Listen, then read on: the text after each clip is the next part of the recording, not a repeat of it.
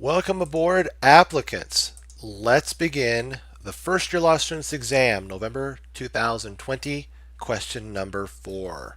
And as with all of our essay questions, let's begin with the call of the question. Number 1, buyer claims that the agreement to buy the custom banjo is invalid because it was not in writing.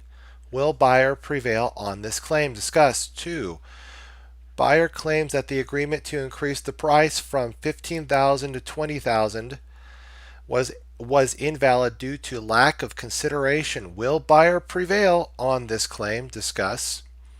3, buyer claims that seller breached the contract because no touring banjo case was delivered as had been done before. Will buyer prevail on this claim? Discuss. 4, if seller prevails, what damages, if any, should he be awarded? Discuss. Well, if we don't get our area of law from our third call here, breach of contract, which would definitely be a heads up, we definitely get it by peeking up at this particular paragraph right before our call, the question, where we see breach of contract, and that to me speaks that we're dealing with what area of law? Yep, contract law. Okay, so now let's start framing our answer right now. Okay, for number 1, okay, we want to mirror this as close as possible to answering the call of the question. Buyer claims the agreement to buy the custom banjo is invalid because it was not in writing. Will buyer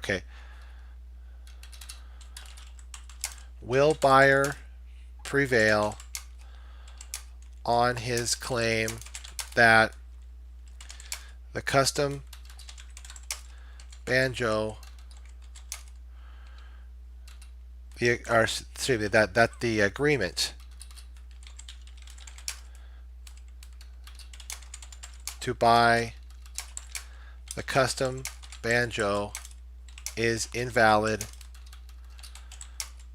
because it was not in writing? Question mark. 2,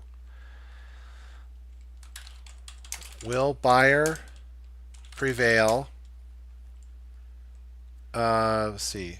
In honestly, I should say in his claim, just very similar to one up here. In his claim that the price from, excuse me, I should say, will prevail. Excuse me. Let me bring this down here. I'll just copy and paste this writing here. We'll just change it around as we need it. Okay. Will buyer prevail in his claim that the agreement to increase, there it is,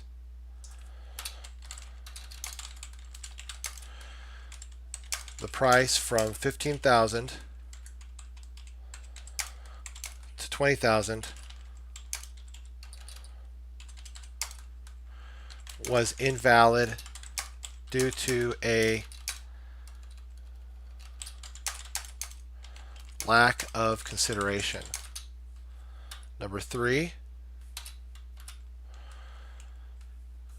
okay, buyer claims that seller breached the contract because, okay, will buyer prevail in his claim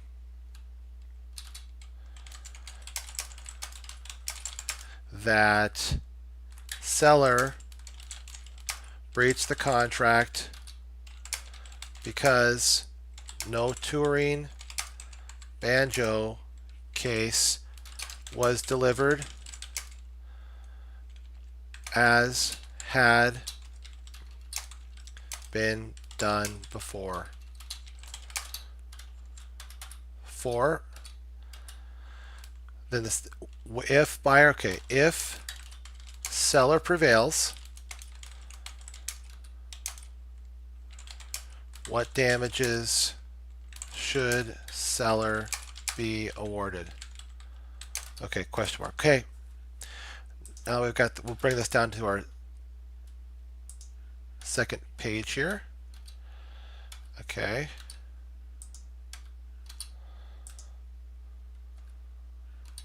Okay. Now, we want to have buyer or say party versus party. Who's suing who? Seller has sued buyer for breach of contract. Okay. Seller v. buyer. Okay. Now let's read our question here. But before we do, make sure we throw out our shopping list. Contract formation, third party rights, conditions, covenants, excuses, discharge duty to perform, breach of contract, and remedies. Okay.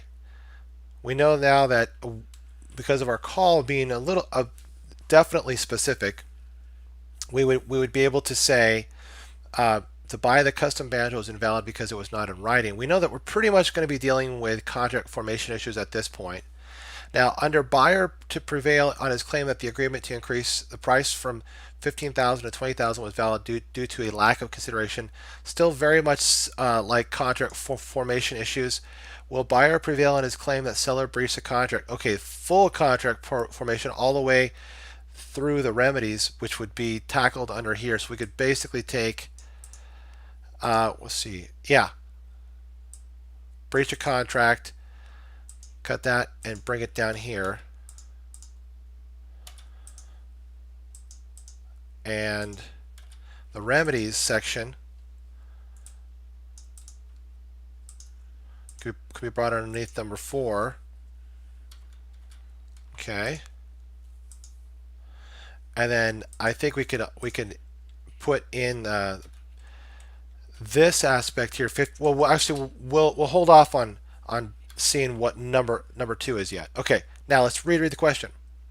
Seller is in the business of building and selling musical instruments. Buyer is a recording artist who tours giving concerts for a living.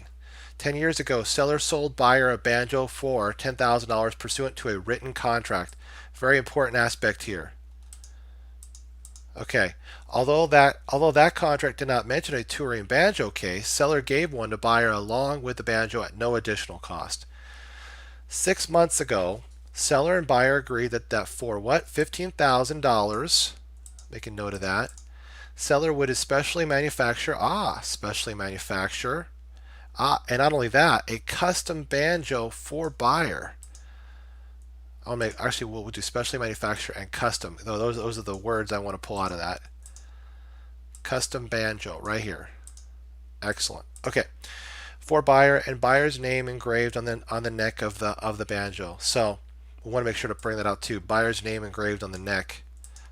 Adding more detail to the fact that this is definitely a specially manufactured, a custom banjo aspect.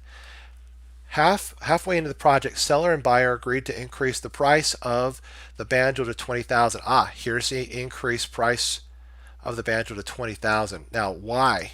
Why was it increased? Due to an increase in the cost of materials. There we go. Okay, increase in the cost of materials. That'll bringing that to the forefront now will help later. When seller delivered the banjo, buyer refused to accept it because seller had not included a touring banjo. Okay. Now, because buyer's name was engraved on the neck of the banjo, seller could only sell it for $5,000. Okay. In addition, seller had to pay $1,000 commission to a what now? It was to a musical instrument dealer who found a new purchaser. Seller has now sued buyer for breach of contract. Okay, now we have a pretty good idea of what's going on here. Now, coming down here and looking at our first call, what claims that buyer claims that the agreement to buy the custom banjo is invalid because it was not in writing. Well, let's start. Which contract are they talking about? This is not talking about this contract. They're talking about this contract. And was this contract in writing here? Now, buyer and seller agreed that for $15,000, seller would especially manufacture a custom banjo for buyer. And buyer's name, we already know about this, was engraved on the neck of the banjo. Halfway into the project, buyer and seller agreed to increase the price term. Okay, at this point, what they're looking at right here is this this additional contract right here. Buyer claims that the agreement to buy the custom banjo is invalid because it was not in writing. Well, let's take a look here. We need to establish our contract in the first place. Sounds like a good place to start.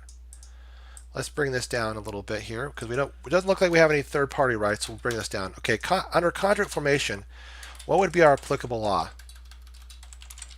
Excellent job on spotting that. The Uniform Commercial Code. Why would that be? Absolutely correct. Because we're dealing with the sale of a good, the banjo, a movable, tangible, personal property, readily identifiable at the time of contract formation. Okay, I want to make sure to bring up merchant status. Do we have a merchant here? Well, it looks to me like seller is in the business of building and selling musical instruments. There we go. There's our merchant status for seller. Now, who is buyer a merchant? Well, he may not be one who regularly deals in the goods of the kind, but he has maybe special skill or knowledge because why? He is a recording artist who tours, or should say this, who has special skills or knowledge related to said goods because he is a recording artist who tours giving concerts for a living. He would definitely know musical instruments such as or have special skill or knowledge related to musical instruments such as a custom-made banjo or a banjo. Okay, so with that being said, I believe we would have both parties be merchants here. Okay, now contract formation. Now remember, under contract, a validly formed contract, we have legally enforceable offer, acceptance, consideration. What? Without applicable defenses to contract formation. Okay. Now, offer. Let's take a look at our offer. Now, under quantity, remember on our offer we have intent to be bound, definite in certain terms,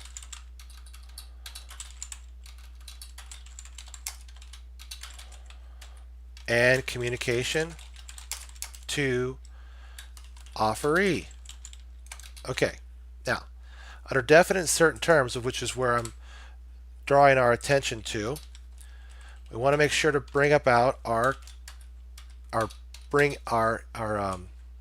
approach list, which we're going to quantity, time, interested parties, price, and subject matter. Okay, so what would be the quantity here for the contract that we're dealing with here? Absolutely, that would be $15,000 for the initial contract price. Remember, we don't want to get confused here about the $10,000 up here. It's the $15,000 down here we're talking about. And then, well, what is it we're dealing with? I'm sorry, excuse me. I said 15,000. Excuse me for the quantity. Thank you for your patience on that one. That was for price here. Okay, quantity would be one custom banjo.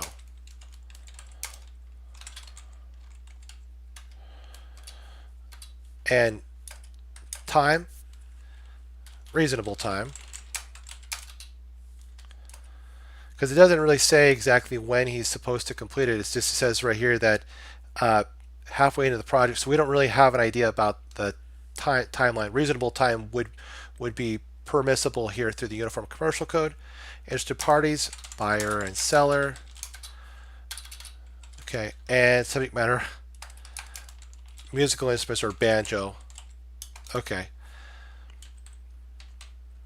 Okay, now it was communicated. Do we have an acceptance? Let's take a look.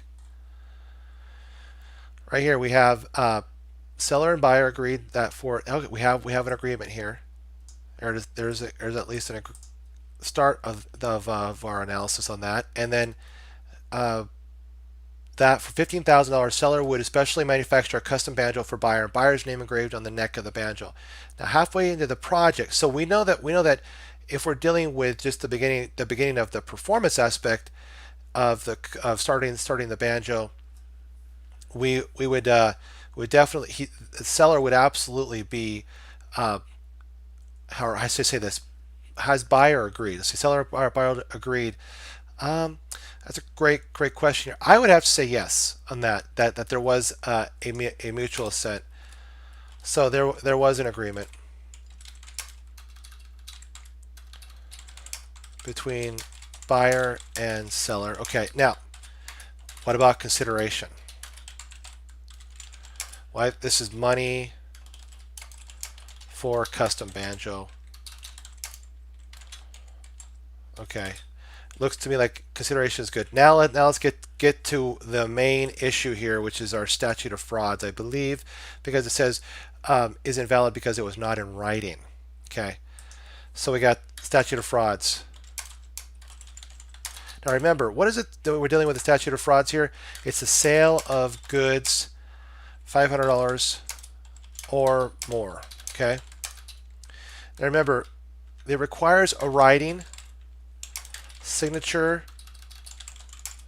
of the party to be charged. Who would that be here? That would be buyer. Because remember, seller is suing buyer.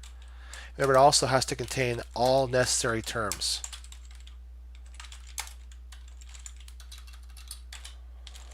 Okay.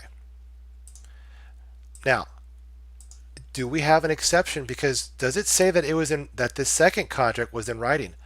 It doesn't. It just says that they agreed for $15,000 the seller would especially manufacture a custom banjo for buyer. Does it actually say that it was in writing? We really don't know. But we do know this, that there are exceptions to the sale of goods $500 or more statute of fraud writing requirement. And what is one of those exceptions? Absolutely. The custom made goods. Part performance, exactly. Custom made goods, part performance. Excellent spot. And that's exactly what happened here. Has performance begun? We know it has. Why? Halfway into the project. That's right. And that they and well, let's see, was there actual payment? Well, when seller, oh, here it is. Here it is. Seller delivered the banjo. Okay, here it is. There was delivery of the banjo. I wanted for acceptance down here, and then delivery of the banjo. Glad we talked about that. Okay, but talk about pay. Yes, it could. You could argue that.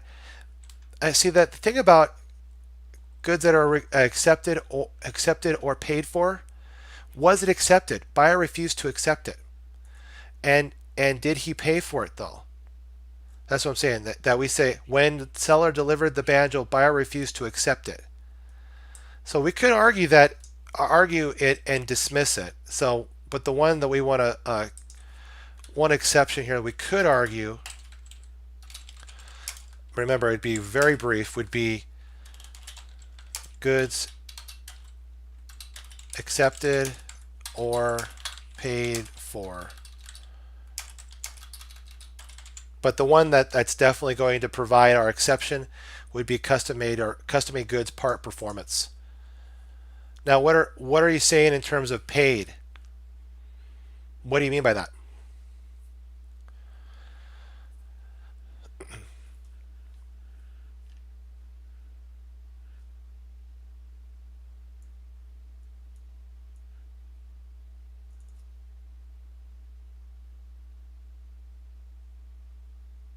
Okay. Are you saying then? Okay, so we're just going to stick with the exactly, just part of intent to be bound. Okay, okay, I see what you're saying. Okay, I gotcha. Okay, thank you very much for that. Well, so now let's ask ourselves here. After having gone through this, we have an exception to the statute of frauds writing requirement.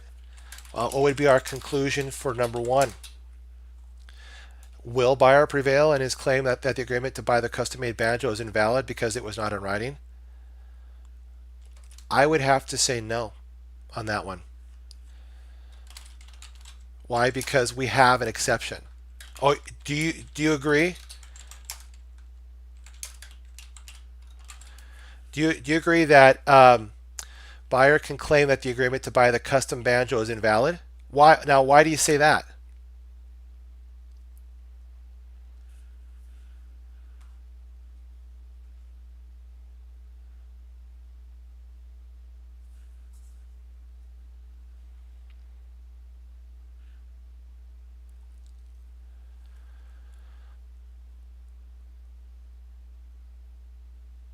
Now, are you okay? because of valid formed contract.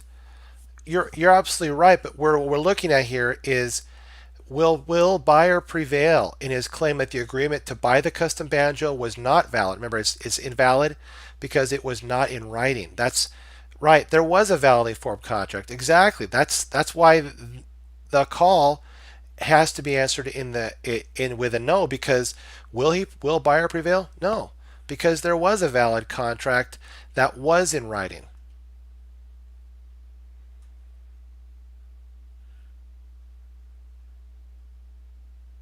Absolutely. It'll save not only actually wait a minute here. It'll save seller. Because look at here. Will buyer prevail? He's the one that's saying that it's not in writing. It's actually seller who's trying it. I see what you're saying though. Yeah, exactly. There you go. Yeah. See, buyer is going to be the one that's going to argue the straight up statute of frauds, no writing requirement, but the exception is going to be brought in by seller. Exactly correct. Good job. Good job. Okay. Call the questions number one has been, I think, answered. Okay, now going down to number two. Will buyer prevail in his claim that the agreement to increase the price term? Now let's take a look here, because this is where I'm plugging in their covenants, conditions, excuses, and discharge duty to perform. Let's take a look here. Now, because the $15,000 to $20,000 was invalid due to lack of consideration, let's come up here and take a look at what we're asked to answer about. Now, halfway into the project, buyer and seller agreed to increase the price of the banjo to $20,000 due to an increase in the cost of materials. Well, looks to me like we could argue at this point of one argument that I'm definitely seeing is impracticability. But remember, here what we're looking at, I think the main one is modification. And remember, what is it? Why is he trying to increase the cost $5,000, but due to an increase in the cost terms, or sorry, the cost of materials? So remember what it is, modification. I don't think we have practicability as an argument here, so we'll just bring that down there. Now remember, modification in the form of the Uniform Commercial Code type modification requires two things: mutual assent and what? Consideration. But remember, the consideration for Uniform Commercial Code is good faith. The argument is whether or not that increase in price from $15,000 to $20,000 was in good faith. All they're saying at this point that I think it was seller. Oh, here it is. Now remember, we got seller and buyer agreed right here. There's your mutual assent aspect right there.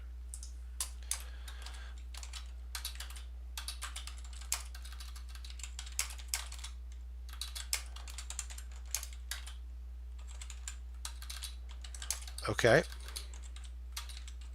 Oh, there we go. Oh, make sure I spell that right. Thank you for your patience. Now, but what is the consideration in good faith? Well, the only reason for the increase was increase in the cost of materials. Remember, we don't really have a lot of background here besides that up here that we're saying that the seller had sold to buyer a banjo for $10,000 pursuant to written contract beforehand, but nothing in here indicates as to why would seller say that the cost should go up $5,000 due to the increase in cost of materials. So I would have to say at this point, taking a stand on this, that I don't see that this was made in good faith. But I think the argument could be made either way. So looking at this, I think we can put in a conclusion at this point. Would you argue that, or would you say that the modification, which I'm seeing here, as to this is a buyer's claim that the agreement to increase the price from $15,000 to $20,000 was invalid due to lack of consideration? Do you agree with buyer or do you agree with seller?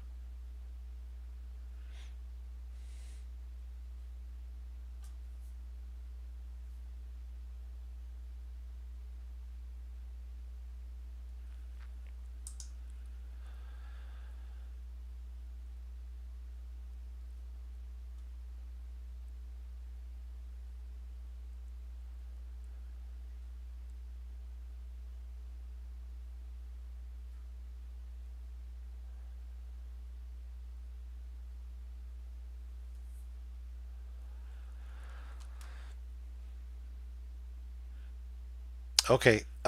You agree that seller should be able to increase the price term from 15,000 to 20,000 for okay. Okay. Increase in the cost of materials. Okay, I can see where you're coming from.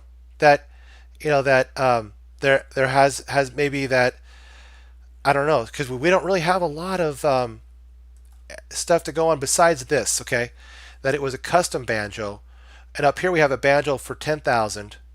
So the fact that it's custom might have halfway through the project they might have bumped into a cost of materials problem that they're saying the reason for the 5,000 increase. So it's possible. Okay, now so I would say I'm going to take the stance here and say a maybe argument. Okay, okay, mutual assent. Yeah, yep, exactly. You're right. You could say that hey, if buyer wasn't liking the five or wasn't agreeing with the $5,000 increase, why did he agree with seller concerning that that $5,000 from 15,000 to 20,000 increase price term? I don't know. That's a very good point. Yeah. Now, will buyer prevail in his claim that seller breached the contract because no touring banjo case was delivered as had been done before? Remember, we're talking about this. This one we make sure to bring in breach of contract here. Remember, though, what we might be looking at here is maybe something in dealing with something that the parties had agreed beforehand. Like seller gave one. Seller gave. Oh, here we go. This is the first time we see a touring banjo case. This was a prior contract. 6 months ago, that seller gave one to buyer along with the banjo at no cost. So the argument could be made that it was something that he put in with every banjo. Why didn't he put it in with this banjo? That's the question. That's right. And the buyer is saying that buyer saying that seller breached the contract with him because he did not seller did not put the banjo case in with this custom banjo. Now, the argument I'm going to say here is when we're going to look at, I would say, course of dealing here. Right, absolutely. We're dealing with a course of dealing, but the thing about it is because the parties had beforehand dealt with it, how the parties dealt in terms of the banjo agreement was that seller supplied a banjo case. But why isn't there a banjo case in this contract? It's a very good question. So we could argue course of dealing, but remember here, make sure to talk about breach of contract. Has buyer, so had seller breached the contract because of not abiding? Right, it was not in the contract. Right, absolutely. So you know what? I would argue at this point that we have a parole evidence rule issue, and then course of dealing might provide maybe clearing up an exception, clearing up some of the terms. Because what I would do up here where it said, let's see, custom banjo. Well, no, you're not thinking parole evidence rule. What were you thinking? What do you see here? I should say. Discussion. What do you mean by discussion?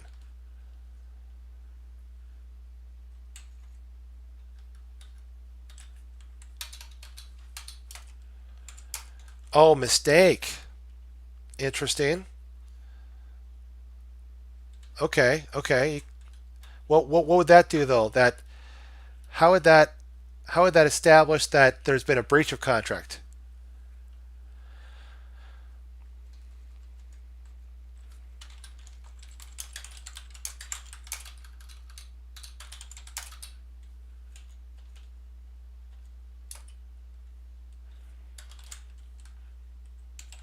I'll throw. Oh, okay. I see what you're saying.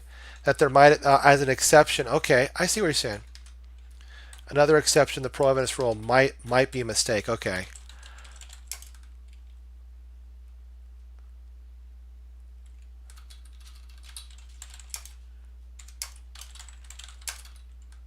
Okay. Clear up.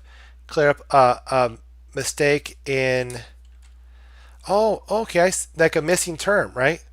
That the parties didn't perform in terms of their banjo agreement before or now as they have done before. Is that correct? Yeah. Okay. Okay. Then when now if you come down and say that indeed this is the case that there because there's no touring banjo case there may have been a breach of contract, we need to establish breach of contract, which would be perfect tenor rule in that what or I should say this, let me first say anticipatory repudiation. I see what happens here. Anticipatory repudiation. Why am I saying this? That at this point there's a inspection of the banjo, and then there would be there was a rejection of the banjo at that point too. So let me make sure that asterisk here, and that would lead to our breach of contract perfect tenor rule, which is buyer is going to say that seller did not perfectly tender because the banjo case should have came with the banjo. Okay, now, and if that's the case, then what is our conclusion here? If we do find that seller has breached, well then this would be answered as seller what this is right exactly clearing up a mistake. Yeah. Oh, the saddle, exactly. And that was handled very similarly. Yeah, exactly. Very good point. It wasn't in the contract, right? The argument could be made that it wasn't in the contract, and because it wasn't. Oh, this. Oh, I see what you're saying. Four corners. Okay. This is what seller's going to argue.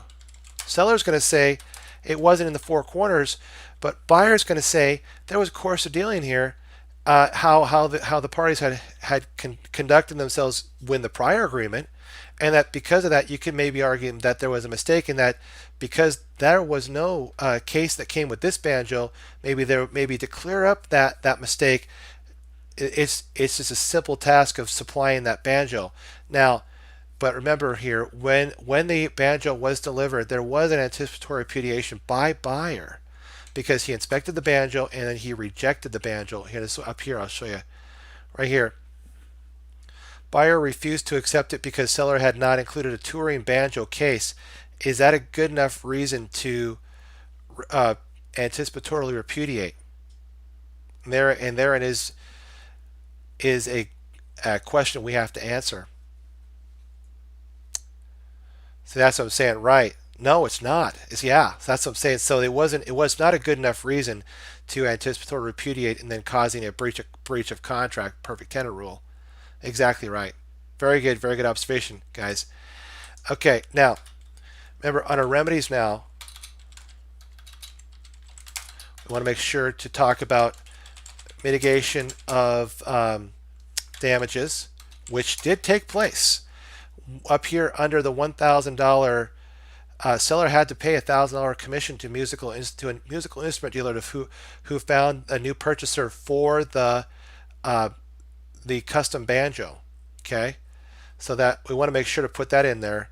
That seller did mitigate their damages by finding that finding the buyer for $1,000. Now, then remember expectation damages, which would be the contract price. Down here, remember the expectation damage would be the full contract price.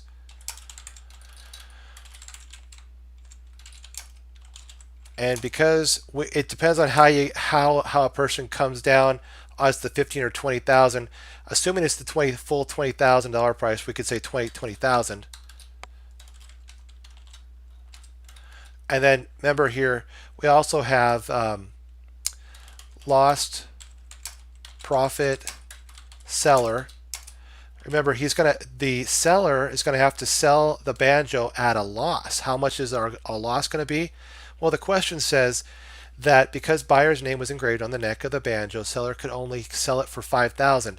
Well, you'd have to take the original contract price and the 5,000, and that would you'd have to subtract that against that. So let me show you how that would come down. So we take 20,000 minus the 5,000, and remember, minus the 5,000 for how much he would be able to sell it for, minus the $1,000 that was the cost of mitigation. And I would say that he would make, or I should say this. Let me do this before I start the calculation here. Lost profit would be $5,000. So our total conclusion here would be, I believe that seller would be able to recover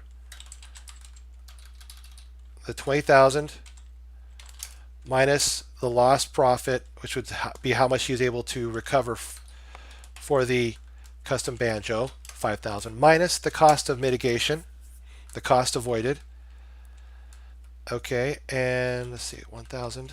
Okay, which comes out to be, yep,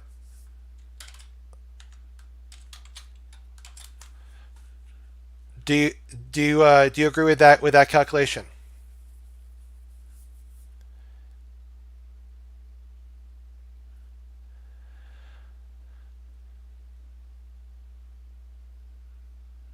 Okay, and then make sure too that we bring in our two additional discussions of consequential damages and incidental damages.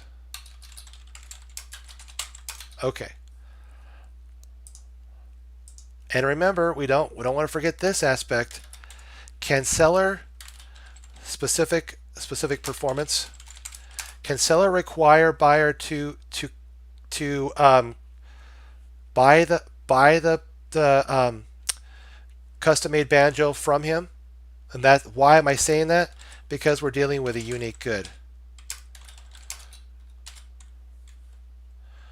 But so it's okay. So excuse me. Are you saying okay? I'm just checking my connection here. Okay. Okay, we're still recording. Okay, good. The seller will get paid for the okay. Excellent. Okay. Thank you for that.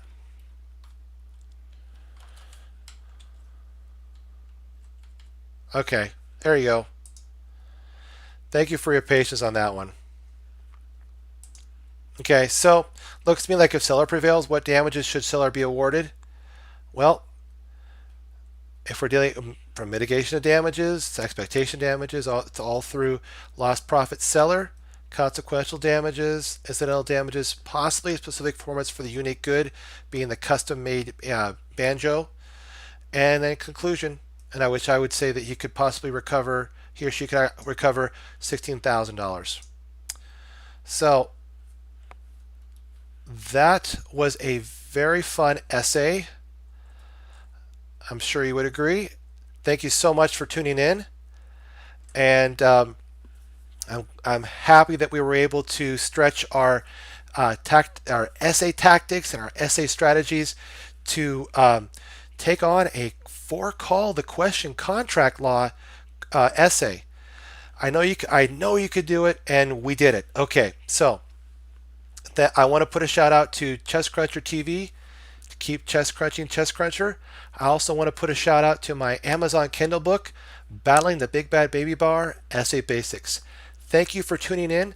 I'm glad you had a great time, and we're going to be having some more essays discussions in the future. So look forward to that. Thank you so much for tuning in, and God bless.